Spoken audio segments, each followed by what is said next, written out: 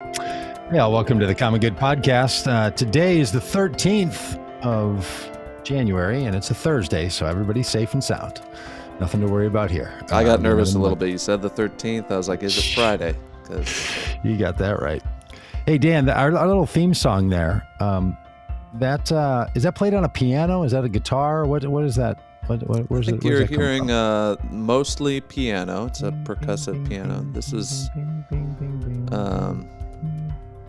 was written and performed by my friend Ben Grace. I think you've met Ben Grace. I know. Oh yeah. Oh boy, I know Ben Grace. I mean, he wouldn't know me, but I know him. I'm a big fan.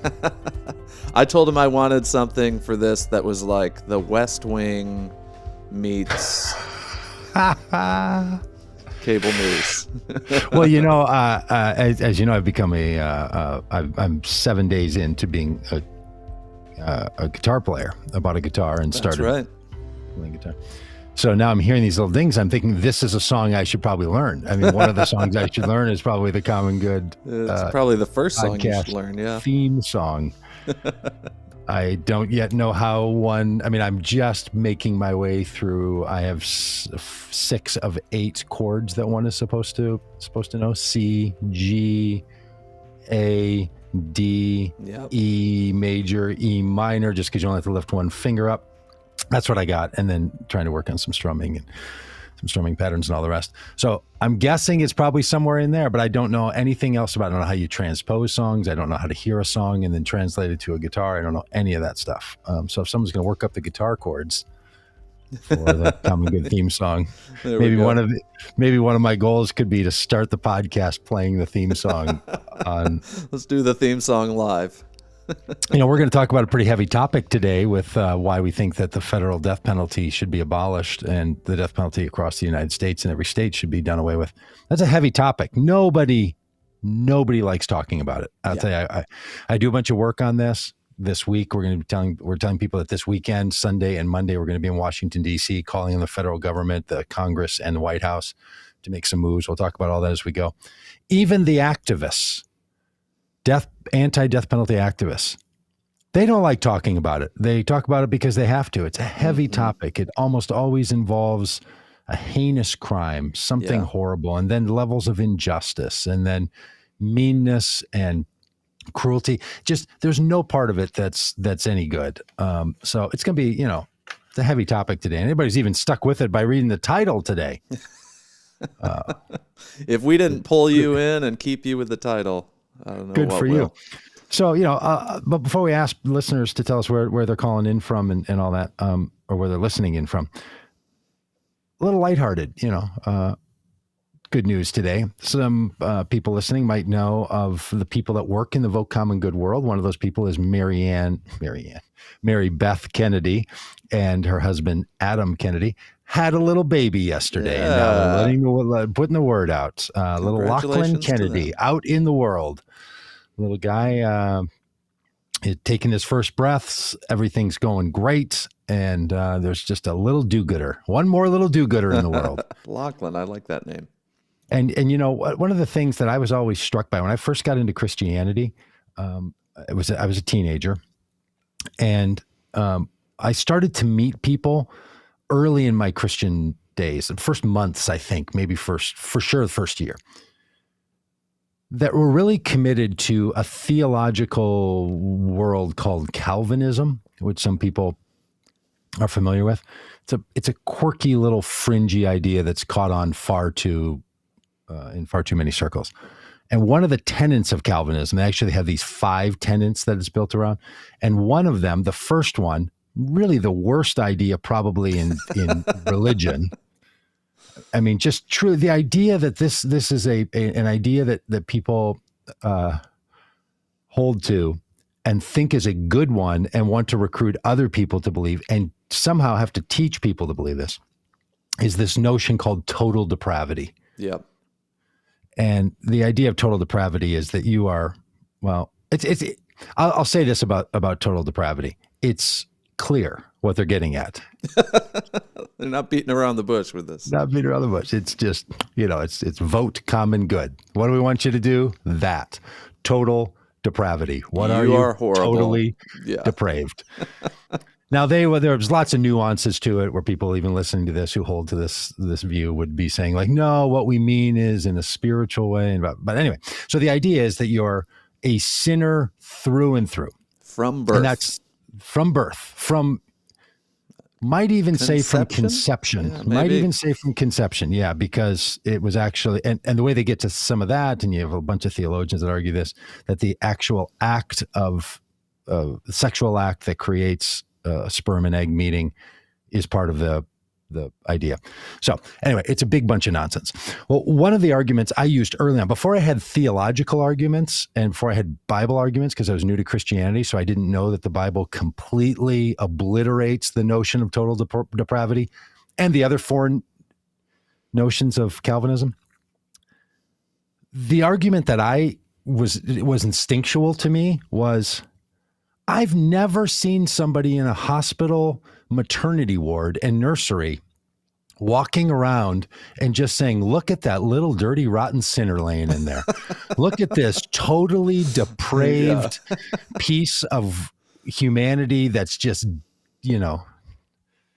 destined and should be destined to hell. And if God doesn't judge this little crying baby, then that's only because of God's goodness and grace. Yeah. This idea, like, nobody says that about a baby. You might say it about a toddler. You certainly might say it about a 13-year-old. You might get to it, when you look at a 74-year-old who's the president of the United States and is as corrupt as Donald Trump was. That might drive you to think that. But nobody says it about a baby. You look at these little sweeties, and little Lachlan. So little Lachlan is the light of the world and the salt of the earth and the goodness of God and all of that. That's what you say about babies. Mm-hmm. Nobody says this other. I will say the last 4 or 5 years, just seeing how ridiculous people can be and how thoughtless about others they can be, whether it comes to immigration and kids in cages or the pandemic. It's made me question, maybe this total depravity thing is real, because it's really some horrible stuff out there. It's often said there's two things that can turn you into a Calvinist. Great success, for God has blessed me with all these things at the hand of God, because no shadow moves, it doesn't move by the hand of God. So great success or great struggle. A need for a big explanation as to why do we do the things that we do. And look, we're not talking about total depravity today, other than the fact that it's going to loop into why some people support the death penalty. It's actually part and parcel. But it's always good to remind ourselves of some untruths that are being spread through the religions that some of us hold to be so important. But look, and Christianity is not the only one that holds views like this. There's other religions that have a very similar set of views around these things. So it's not the nonsense that was early Calvinism and total depravity was infecting religion across the world and continues to. So it doesn't come from Christianity. Christianity is actually in my view, is an alternative view to Calvinism. But this little Lachlan, God bless him, little angel, little light of the world, little good guy. Now, we should do a whole episode sometime on why do people do things that are not in our own best interest? Why do we self-harm? Why are human beings one of the only animals, if not the only on the planet, that hurts itself? That's a really good question. But total depravity is just not the answer. Like, a really good question with a bad answer doesn't mean that the bad answer has to stand. It's a bad answer to a very important question. And also on that note, I will say, just before we started this podcast, I walked across the street to our neighbor's house and participated in a legal adoption ceremony. They adopted their little daughter, Rosie, through the foster care system. She's been with them for a couple of years. Today it became official on a Zoom meeting with a judge and all the people. They do official proceedings, and there we have it. A beautiful little adoption ceremony. Otherwise, fine people doing an extraordinarily good thing today. So just kind of a happy day, around this world. So, yeah. And when you talk about hard things and happy things, you don't do it you don't ping pong back and forth. They both coexist. They're intermingled. They're always tied up in and with each other. So anyway, I'm Doug Padgett out of Minneapolis, Minnesota, and Dan Dietrich out of South Bend, Indiana. We'd love to know where you're from. Marjorie, thanks for coming in already. Brian, thanks. And then we get these comments sometimes over here that I don't know what they are. vom.red. We get a lot of that from different people. Yeah, it's like is that spam bots on YouTube. I don't know. Oh, is that where they're coming from? YouTube? Yeah. We should show people sometime. I wonder if I could do it. This might be kind of a fun little project so people can see what we see. Maybe I'll see if we can get that, if I can get that together sometime to show people what we see, especially on the comment side, because we broadcast this live stream podcast, not only on the audio version on the podcast, which if you haven't yet subscribed, please do. And if you do subscribe there, maybe check us out online too, on live streams. But we do it on Facebook pages. We do it on Twitter accounts. We do it on YouTube. We do it on Twitch. Never have gotten any response out of Twitch. I think Twitch probably isn't really our scene. But all that to say, there's like a lot of places where we put this out. And then when we see comments, which we use this system called Ecamm, when you see the comments as the side that I'm on versus what you're on, I don't even see from where they have come. Like, did they come from Facebook or from Twitter or from YouTube or from Twitch? I don't see that. You see that on your end, but you don't know which Facebook page they came from or which Twitter channel or which YouTube channel they came from. So, or even what country. And if Marjorie hadn't told us that she's from Saskatchewan, Canada, we wouldn't have known that, this international live stream and podcast is connecting to Marjorie. So really glad to have all those people along. And we want your thoughts and comments here on the death penalty as well. It was 5 years ago when I started my first actions as being an anti-death penalty activist and went to the Supreme Court with a group of other people. And in a deliberate effort, we held a banner that 17 people were holding that said "Stop Executions," big bold letters. We did that specifically to get a photo. That photo then would be used in press releases and become something that shows up in the death penalty. That action of taking that photo with the "Stop Executions" banner worked. You probably wouldn't notice as just a regular taker in of the news that when you see an article about the death penalty and they'll put in some photos, there's not a lot of photos you can get of the death penalty that anybody would want to see, right? Maybe a death chamber here and there. But this "Stop Executions" shows up all over the place. It's Dan, maybe you have it for the screen. Anywhere you see that banner stretched on a set of stairs, I know in some of our photos here we have it. It shows up all over, and that's something we've been trying to do, is to move public opinion, old school style, like with a banner and a billboard kind of idea. Mm-hmm. You hold it up and you make the point, and then that turns digital and starts being spread around and shows up in newspaper articles and television news reports and all the rest of it. So I've been about this for about 5 years, thinking about the death penalty though since I was in 9th grade. Do you remember when you started thinking about the death penalty, Dan? Do you have a beginning stage of? Yeah, I grew up, solidly in the religious right bubble, and so the death penalty was just one of the things that we were for. So it was like, yeah, absolutely, like people should get what they deserve. God is a God of justice, and this and that. Here's that infamous "Stop Executions" photo. You can see those men that are around there, all those officers with the bullhorns in their hands and so on. They arrested us. They gave us warnings to put down the sign and come off of the steps. You can see where the steps start there, and you can see where the marble starts there. The flat marble place. You can basically hold that sign that we had in our hands from where this photo is being taken. If you're back where the photographer is, you can hold it up, you're fine. Once you step up on those stairs, now you're on Supreme Court property. You can't do it there. You can't do it on the other side of those pillars. You can't do it inside the building. No way. So they draw a line somewhere, and the shorthand in the First Amendment right world is that your First Amendment rights stop at the Supreme Court steps, which is kind of this tongue-in-cheek argument about, why somewhere.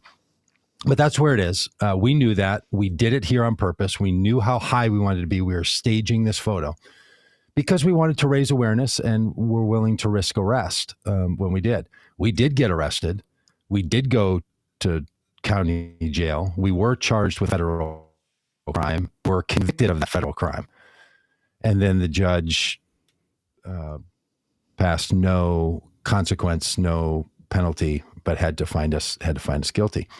So it's a big deal when you do something like that. Sometimes when someone gets arrested in Washington, D.C., they're arrested out on the street or in an organized protest, or they're arrested by the White House or by the Capitol building. And then there are different kinds of crimes. So this weekend, some of us are going to go to Washington, D.C., the 5-year anniversary of this action. I'll talk about why it's this time, also on Martin Luther King Jr. Day. So on January 16th and 17th, we're going to have some events, Sunday the 16th and Monday the 17th. And on Monday the 17th, it's going to be a chance for people to be arrested. But in this case, it's going to be over by the Senate building or the House building. And then it will just be a fine that you'll have to pay to the city for this little, crime that you commit there. So there's different levels of trouble you get in when you choose to raise these voices. And it's been a long tradition of people in the United States to use direct action, nonviolent protest of being arrested to arrest people's attention around an issue that's important. Mm-hmm. So we're going to be part of this. This channel, if you're watching this online, the podcast where you're listening to this, will have a bunch of the material that comes out this weekend. So we'd love for you to keep up live or in recorded fashion. But if you wanted to come to Washington, D.C. on the 16th and 17th, you can go to deathpenaltyaction.org and see all the details, get signed up. Or you can go and sign the petition that's there. We're getting thousands of people signing a petition asking for the federal government to pass a law that bans executions at the federal level. Mm-hmm. And to demolish the death house, which is the facility in Terre Haute, Indiana, where federal death penalty victims are executed. Yeah. So there's a particular building on the property of the federal prison in Terre Haute, Indiana, and that's where they do it. And we're asking for Joe Biden to use his power of the president in an executive order to dismantle and demolish that death house and to remove the death penalty as a federal remedy for the crimes that people commit. Yeah. Now, for those of us in this work that are doing this, and we'll talk about this in a second, that's motivated by the fact we think that the death penalty is an inappropriate, wrong, immoral consequence for anything that someone has done. It's my stance. It's not only built around the idea that we execute people who are not guilty of the crime that they've been committed, that they've been convicted of. It's also people who are guilty of the crime they were convicted of. This is an inappropriate, wrong, immoral judgment to put on someone. Yeah. And we shouldn't do that. There's a lot of things we shouldn't do to people as a punishment. Mm-hmm. And the eye for an eye and tooth for a tooth idea, we don't do that, right? In other words, if someone's found guilty of a crime, we don't just do that crime to them. Right. unless it's taking a person's life, then we do. So this idea that that somehow justice is mediated by repeating the crime. It's like the dad that, when the dad sees his son hit the sibling, and then the dad comes over and hits the son and says, "I've told you not to hit people." Right. It just doesn't make any sense. And we're not talking about just a small one-off thing. We're talking about the federal government using its federal powers or the state government using its state powers to execute someone. But there are also all the reasons that people have been for the death penalty, there's alternative reasons. We'll talk about a whole bunch of that, but that's going to be that's sort of what we're up to. That's the thing where we're getting at. And Doug, you asked when I started thinking about the death penalty, and sort of grew up, and that was just part of the culture.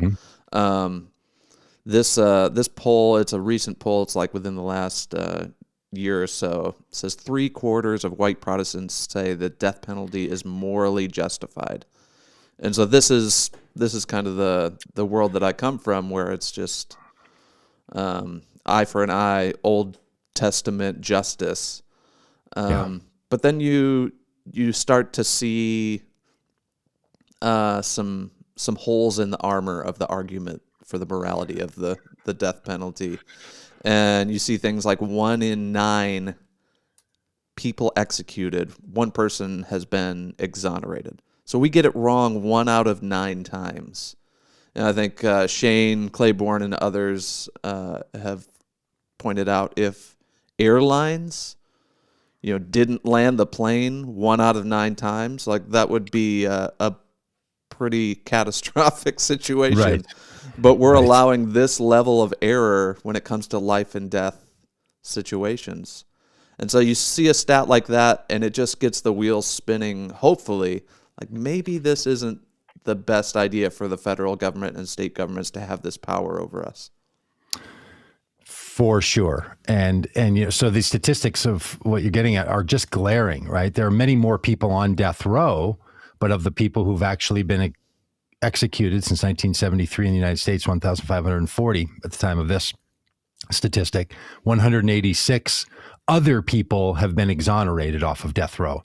So that statistic is comparing the number of executed people with the number of people who've been exonerated, independent from the number of people on death row. So some people see that argument and they're like, yeah, but you need to take 186 compared to the number of total people on death row.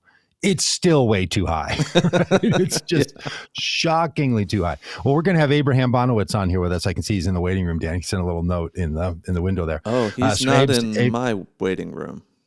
He's not in your waiting room. Okay, I'm going to send him a note. That's curious. Let's see if I can text him the link here. Abraham Abanowicz is the executive director of Death Penalty Action. He's going to talk to us about a bunch of the stuff too.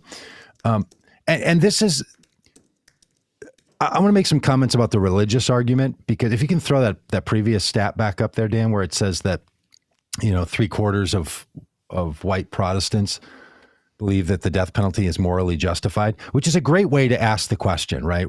Like, one way to ask the question is, should we have it or not? The other is, do you think it's morally justified that we have it or not? Yeah. There's a lot of people who are willing for us to do things in this country that we don't think are morally justified, right? There's all kinds of that goes on. When you look at this religiously unaffiliated down at the bottom, the numbers switch a lot. Atheists and agnostics, the numbers of those who support the death penalty as being morally justified and those who believe it's not morally justified, split to about 50% each. So it moves from this 60%, 70% number of religious people, which tells you, and statistics tell us of people who live in certain parts of the country and their own religious affiliation, that religious people, especially Christian religious people, support use of the death penalty in the United States at a higher rate than people who are not religiously affiliated or base their idea. So it tells you that maybe the use of religion is one of the convincing forces for people to support the death penalty. What also confused me as I got more into Christianity is that Jesus, the primary teacher, leader, son of God character in the Christian story, is opposed to an eye for an eye and a tooth for a tooth narrative. In fact, he calls it out directly. You have heard it said, an eye for an eye and a tooth for a tooth, but I say to you.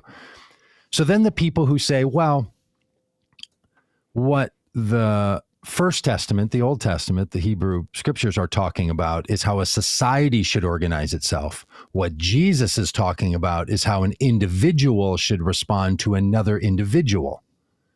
So what Jesus is, this is their argument. What Jesus is correcting is we shouldn't take the demand on a government to perform an eye for an eye and a tooth for a tooth and apply that to personal relationships. So what he's correcting is, you've heard it said, do as the government would do. But I say to you, you as an individual should forgive an individual person for the individual problem that they cause to you as an individual. This is the argument that people try to make to sort of make sense out of what Jesus is saying.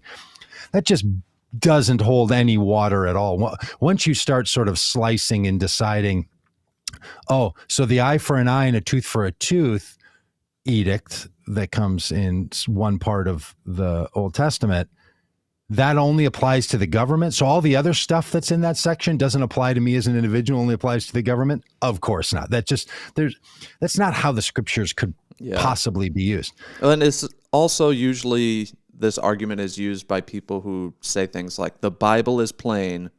You don't need to do any hurdles, gymnastics to interpret the Bible. Just read the Bible. You'll get what it says. And then when Jesus says something like, don't do this eye for an eye thing, they're like, well, you need some nuance here. Let me teach you a back bend that helps you get over the get over the sawhorse. Look, it's the great dilemma that we face. And so why is it that religious people, especially white Christians in America, are more supportive of the death penalty than people who are not in that social category? It's really a problem, right? And also very often it's people who otherwise don't trust the government also really trust the government to execute people appropriately. Right. Yeah, it's like, we don't trust the government to run the BMV, but That's right. we'll trust someone who deserves to die. Yeah. Yeah, the logic is just...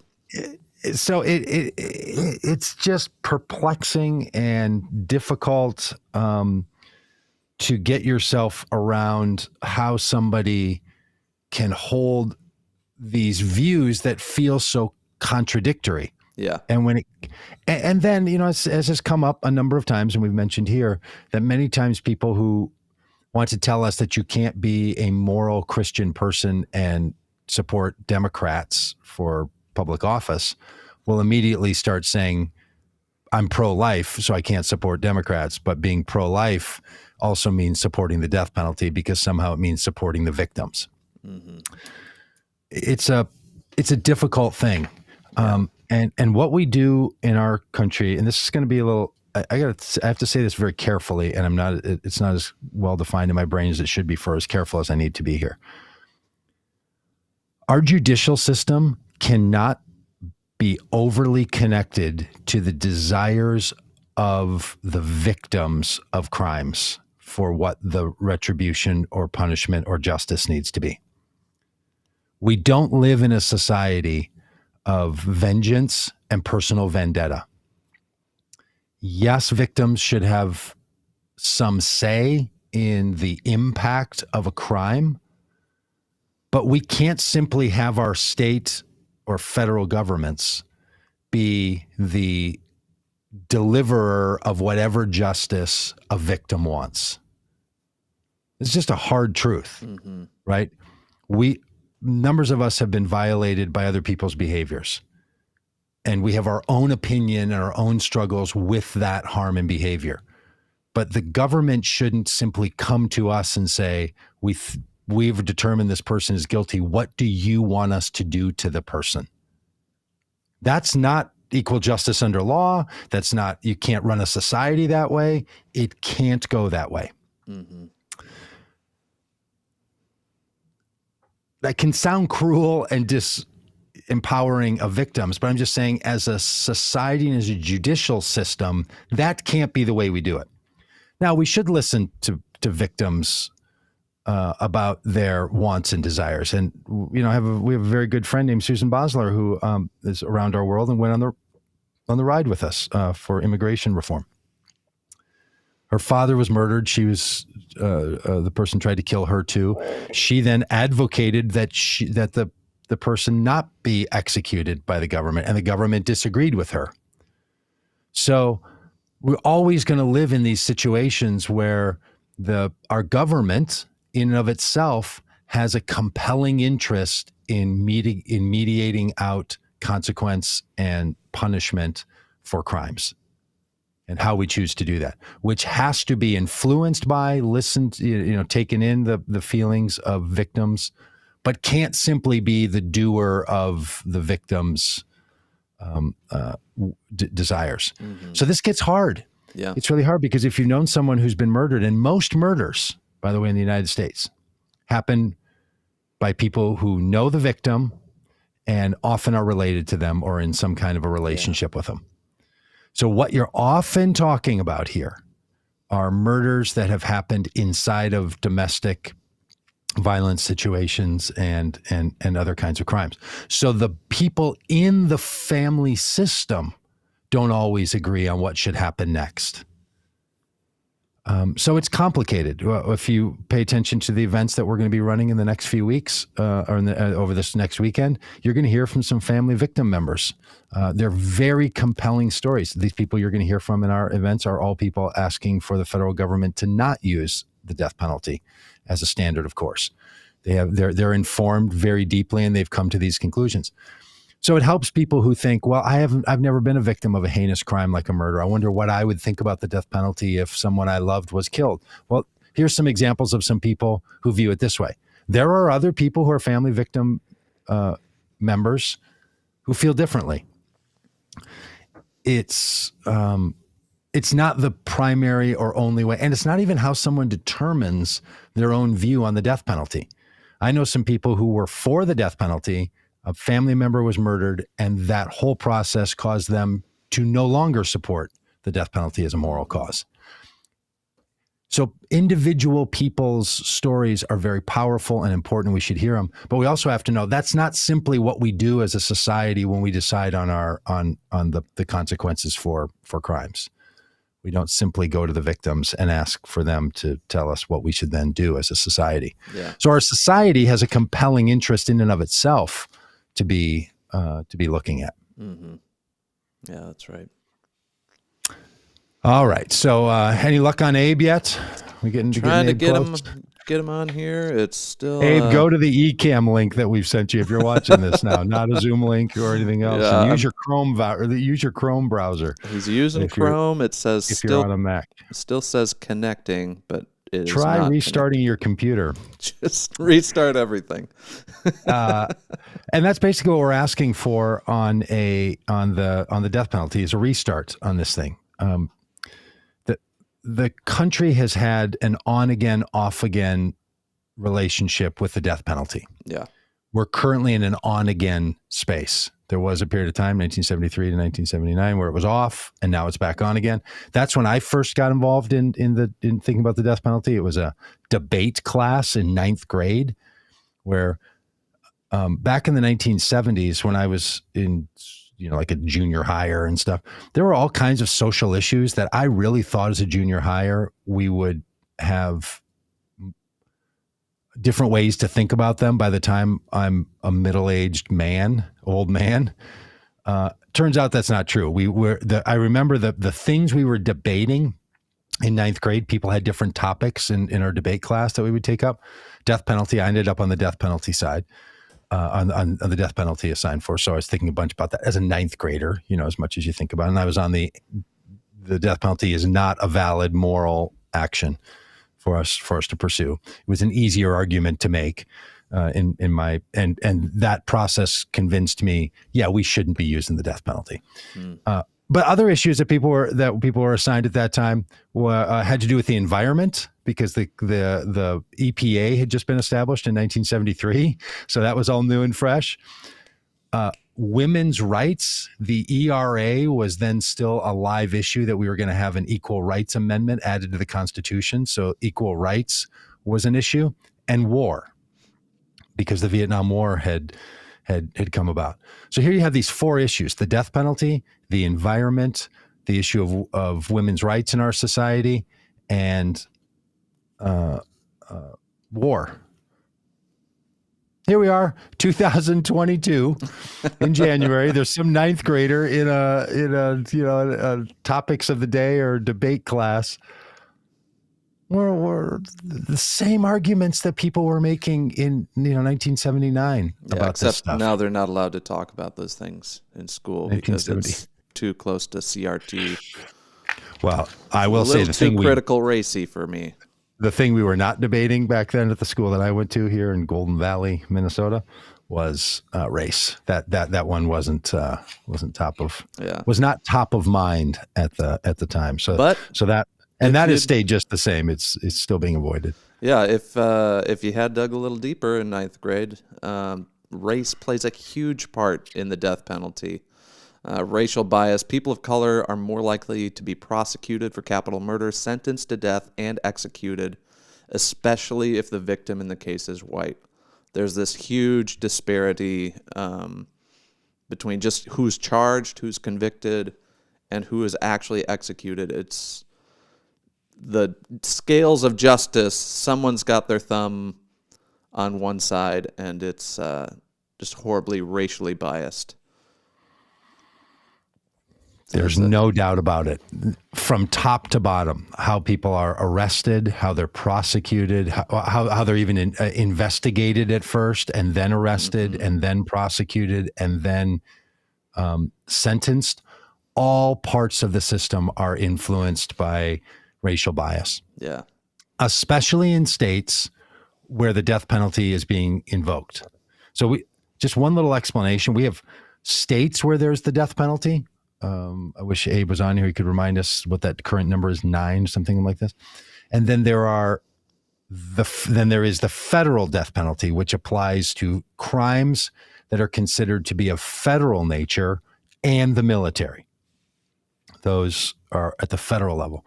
So if the federal government stops executions because of law from Congress and work and signed by the President of the United States, which we hope they'll do this year, it's only going to stop the death penalty at the federal level and for military members. States will maintain them. The Supreme Court, 1973, I think to 1979, if I have those dates right, declared that the death penalty was a violation of people's constitutional rights. So it was prohibited around the country. That's why we were at the Supreme Court saying stop executions. We were wanting the Supreme Court to rule that the death penalty is not morally right and violates the constitutional rights of the citizens of the United States, to ban it across the country. Yeah.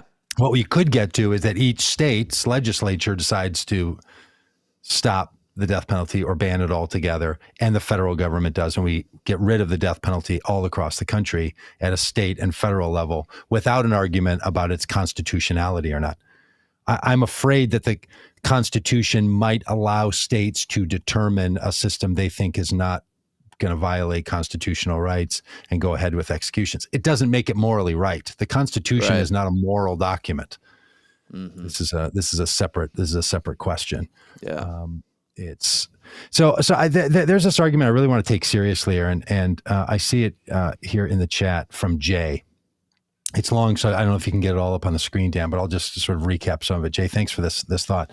Jay's asking this question by saying there are some crimes that are so over the top, so horrific that the death penalty is the only acceptable option. Society has a right to defend itself and the common good. Sometimes society is pushed so far to the edge that the death penalty is not just proper, but for the defense of society, but is needed for the defense of society. Nuclear weapons.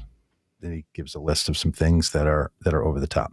That's a powerful argument for a lot of people. Like, shouldn't there be a gradation that we're going to reach where there's just been too much wrong done that any of our other consequences, punishments, or responses are insufficient? It's a really important question. Yeah. The death penalty just simply doesn't answer that. To execute the Boston Marathon bombers, that was a horrific activity. To execute Timothy McVeigh for blowing up the federal building, to execute Jeffrey Dahmer, Now, I mean, I'm naming people these are real cases, that murdered and cannibalized people, like just horrible stuff. To execute somebody who has sexually assaulted and murdered people across state lines at the federal level. Those are horrific actions. Mm-hmm. Giving the person a sentence of life imprisonment or executing the person. The idea that somehow now we've raised up the punishment to a higher level, that's on whose scale did we finally get justice? When Timothy McVeigh was executed, did that seem like, oh, there's something that now reached the level of blowing up the federal building in Oklahoma City to execute the Boston City bombers? Well, now that's equal. That rose to the level of the crime. That's not what punishment should do. If we have to have a means by which there's greater level of response so that society can feel like, well, we did all we could do, we have to have some moral boundaries around that. Right? I mean, you could say, nobody is, and most certainly I don't think that, I don't think Jay is making the suggestion, but one could argue, hey, it's even more of a punishment than executing someone? Torturing them every month for the remainder of their life. Like with electrodes or cutting off a finger or gouging a part of their body. Like you could come up with things that are really, really bad. Mm-hmm. But we say to ourselves, no, hang on a minute. We don't do that. There is this country's notion of itself is that you can't do cruel and inhumane punishments. Mm-hmm. The argument, aren't there things people do that are just so bad we have to do something more, can't violate that other ethic. And frankly, the argument, we need to have an escalation so we can always have a greater punishment for a greater crime, that's really calling for something closer to cruel and inhuman punishment, if you really wanted to do that. Because you would say, oh, if someone commits a crime by crossing a state line and they can then receive the federal death penalty at a federal level, which is the kind of stuff that happens. Like one person that was executed recently by the Trump administration's edict when we were in Terre Haute, Indiana. And no one's defending the actions of these people. This is not saying what they did isn't bad enough to deserve death. That's not the argument. The argument is death as a punishment is a wrong way to punish people. That's the argument. At least that's the argument that I'm making. This gathering we're going to have this weekend on Martin Luther King Day on Monday the 17th and on Sunday the 16th in Washington, D.C., which you're invited to or to watch here. That there's going to be people making all the arguments. It's racist. It's unjust. It's just plain wrong. I'm making a different argument that this is not a moral action, and we should hold ourselves to some kind of a moral sensibility about these things. Yeah. The argument, we have to ratchet it up, it doesn't work because this person who was executed kidnapped somebody and then took the person across a state line because they just happened to live close to a state line and committed a murder in another state.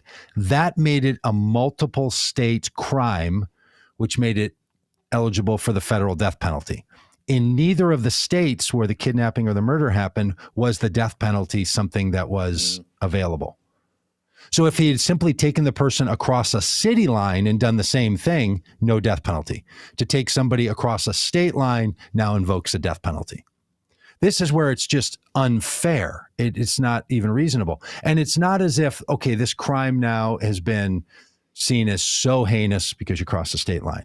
So we're not even using the death penalty by some score that we're keeping, like this person's life or this action is worth this many points, and you get to a total number of points and you think, now we have to ratchet this up.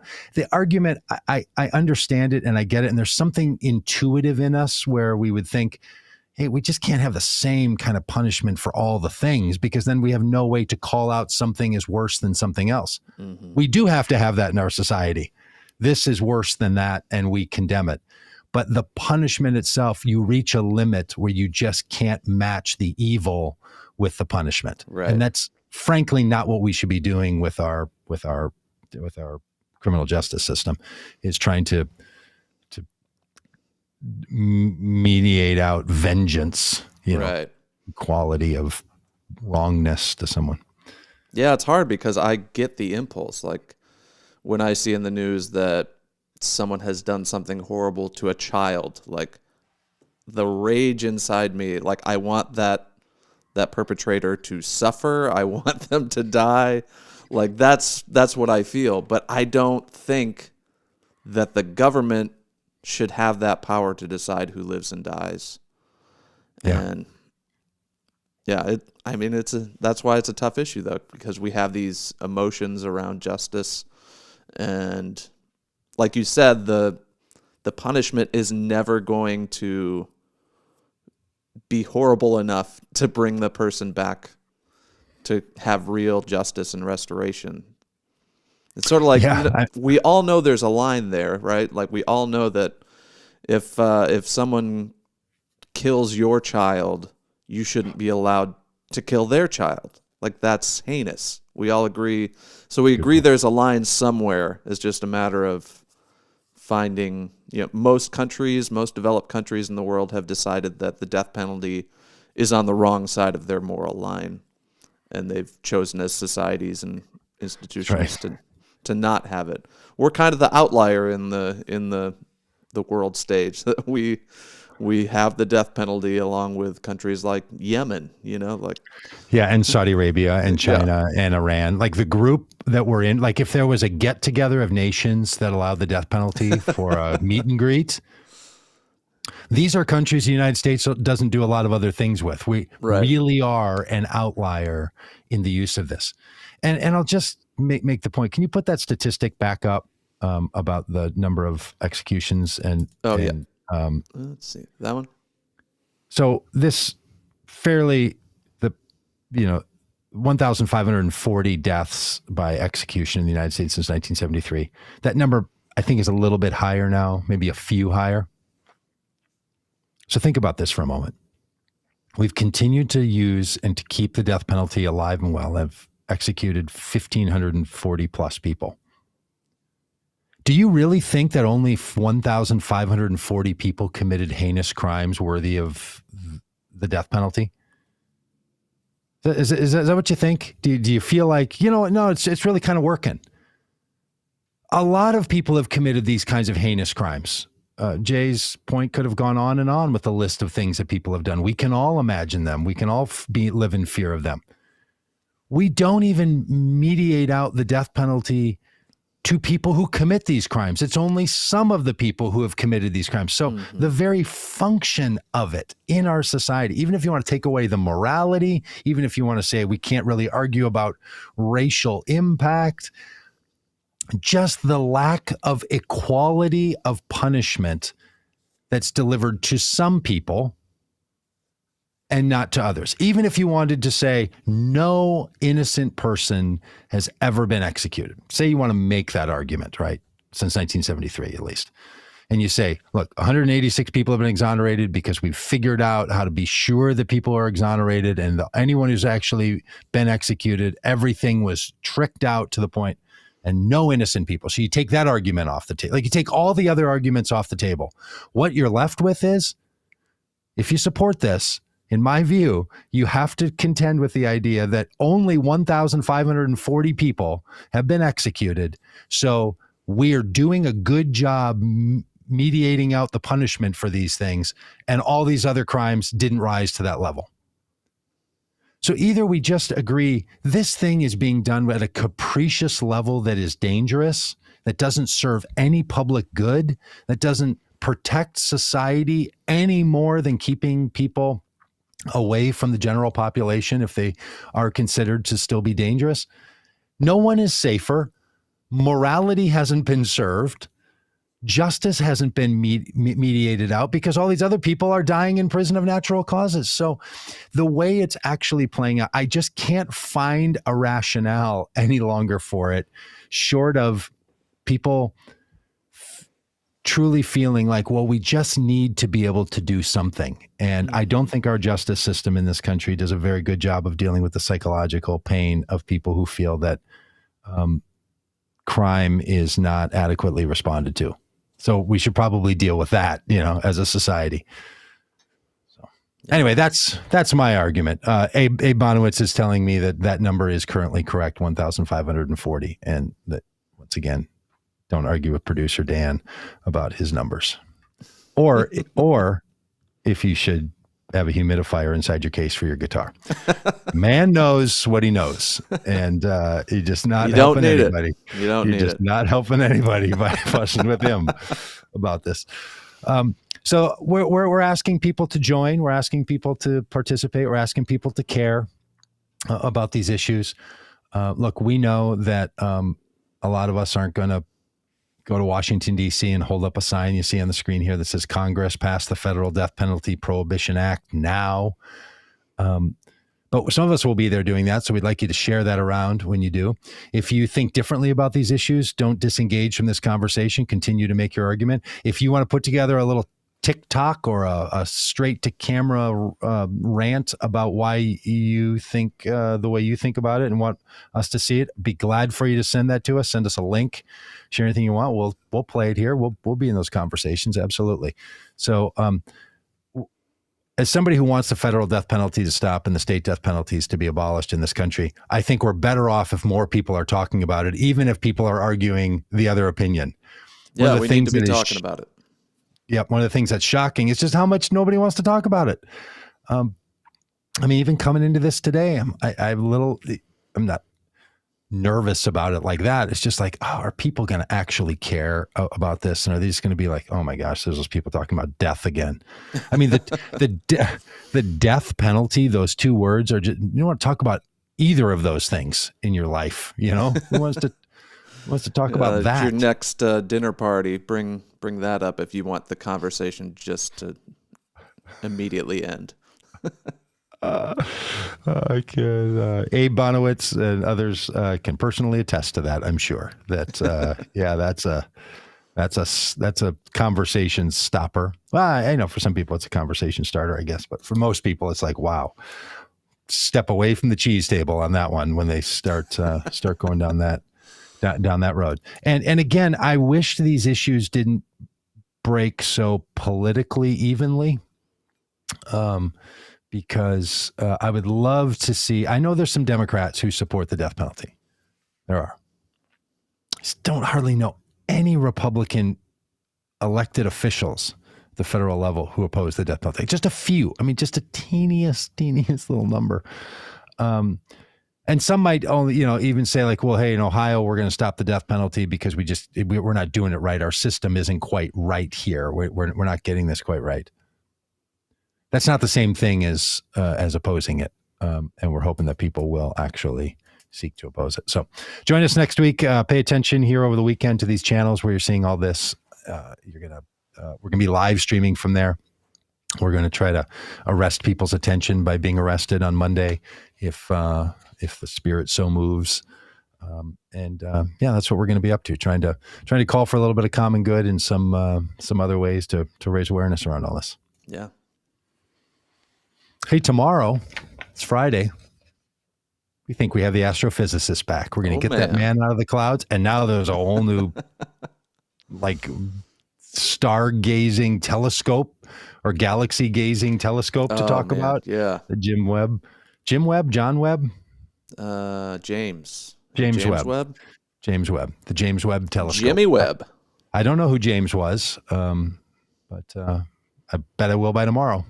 or by the end of the podcast tomorrow. So if you want to know who James Webb is or what's going on with the space telescope or all the other things around science, but I'm guessing because it's our first time talking back with the astrophysicist and the Reverend Paul Wallace, that's going to happen tomorrow. So we'll see you right here for those things. And anything else there, Dan?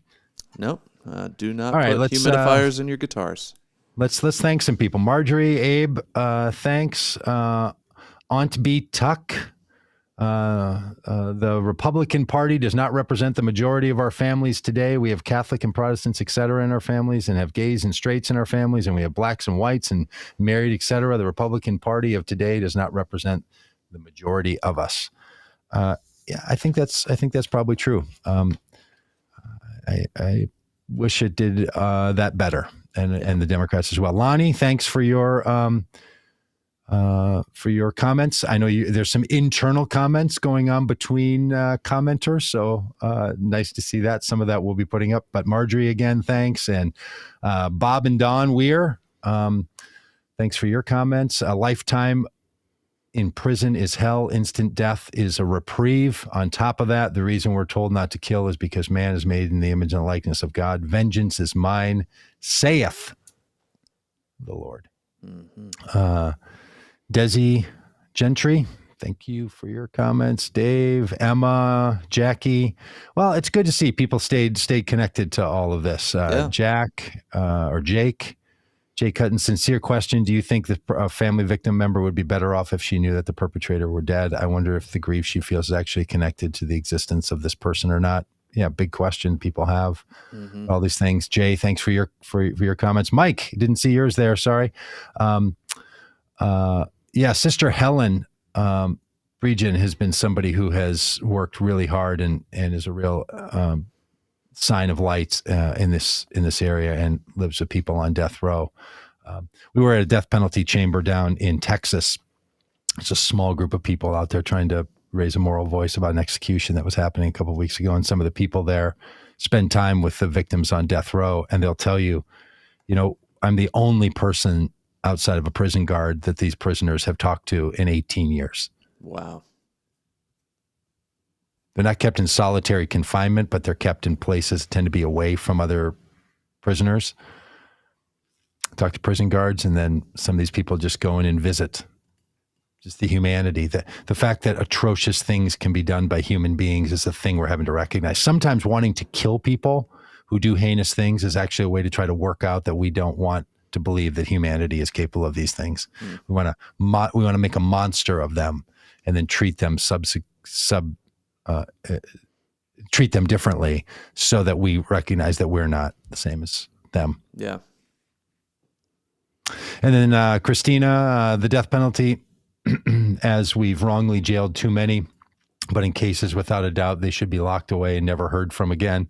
What was allowed with the Gacy, the serial killer, should have never been given the time of day afterward, no chance of parole, and there never should have ended up as a movie and on a cover. Mm. Yeah, that's the other thing, is that we have this weird obsession in this country to glorify and glamorize murderers. Yeah. It's just one of the quirky features. Now there's a whole podcast industry around murder cases and just this fascination with murder.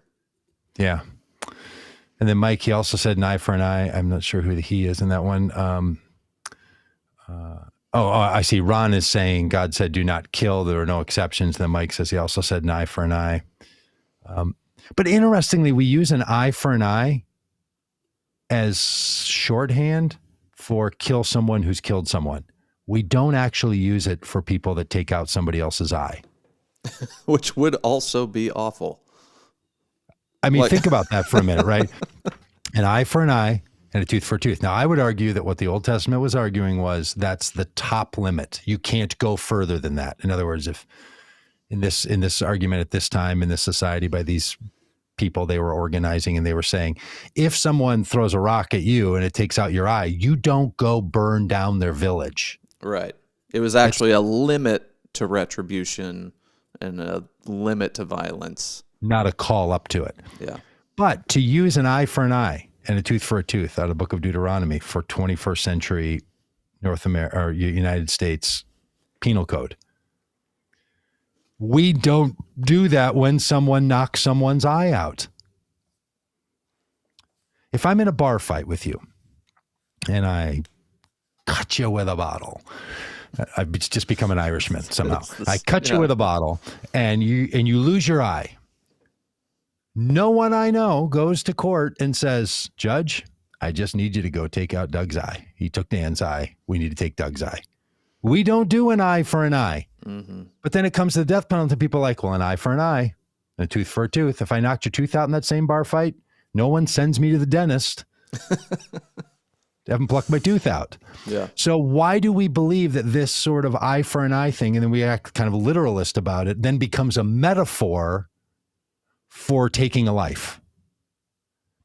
This is the stuff we do with religious teaching that, is fair enough. But as somebody who's, a religious scholar, you can't use that. That's not an eye for an eye and a tooth for a tooth is not an argument for or against the death penalty. It's for removal of an eye and orthodontic and teeth work.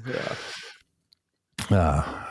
Brian, thanks for your comments. Back to wow, this was loaded today. I'm surprised. Yeah. And of course, thank you to the bots on YouTube. We really appreciate all that.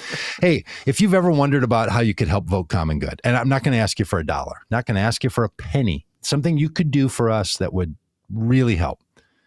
You could go over to YouTube right now and subscribe to the Vote Common Good YouTube channel. Search Vote Common Good, click on channel, and subscribe to it. And then you could ask a friend to do it.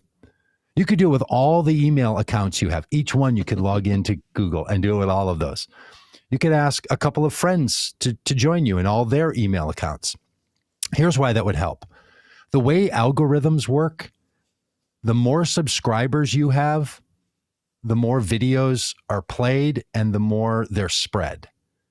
So one of the things we want to do is reach some benchmarks. There's some numbers that you hit, and we want to hit some of those numbers of subscribers to move this on further.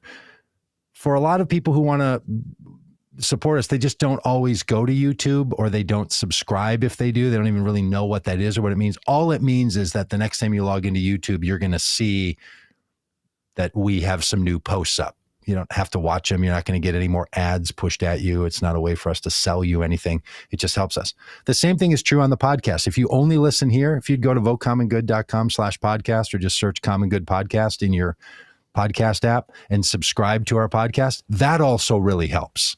Mm-hmm. Because it affects the algorithms. The algorithms, for all their weirdo-ness and seemingly inaccuracy, what they're trying to do is to send things to people that other people watch or listen to. You already watch or listen, so just help us out that way if you would. It would really go a long way. And let us know that you did. And if you do, let us know that you did. Subscribe either to the podcast or subscribe to the YouTube channel. Shoot us a little note, over at podcast@votecommongood.com or, anywhere here. We're going to send you a little something. We got a bunch of little swagger. We got stickers and buttons. Get a button.